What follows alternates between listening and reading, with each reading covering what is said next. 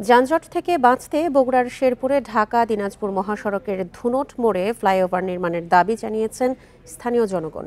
সকালে ফ্লাইওভারের দাবিতে এক মানববন্ধন কর্মসূচি পালন করা হয়। শেরপুর পৌর এলাকার হাজিপুর থেকে ধুনট মোড় পর্যন্ত প্রায় 2 কিলোমিটার এলাকায় অন্তত কয়েক হাজার মানুষ এই মানববন্ধন কর্মসূচি পালন করেন।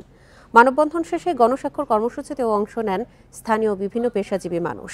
এ দাবিতে পরে সড়ক উপদেষ্টার কাছে স্মারকলিপিও দেওয়া হয়। এই মানববন্ধন কর্মসূচিতে প্রধান অতিথি ছিলেন সাবেক সংসদ সদস্য গোলাম মোহাম্মদ সিরাজ। তিনি বলেন, যানজট প্রবণ এলাকা ধুনট মোড়ে কোনো ফ্লাইওভার না থাকায় এলাকার স্বাভাবিক চলাচলে সমস্যা হচ্ছে, ক্ষতি হচ্ছে ব্যবসা বাণিজ্যের, প্রায়ই ঘটছে দুর্ঘটনা। বক্তারা বলেন, এই মোড়ে গত কয়েক মাসে 50টি দুর্ঘটনায় আহত হয়েছে বিপুল সংখ্যক মানুষ আর মারা গেছেন 8 জন।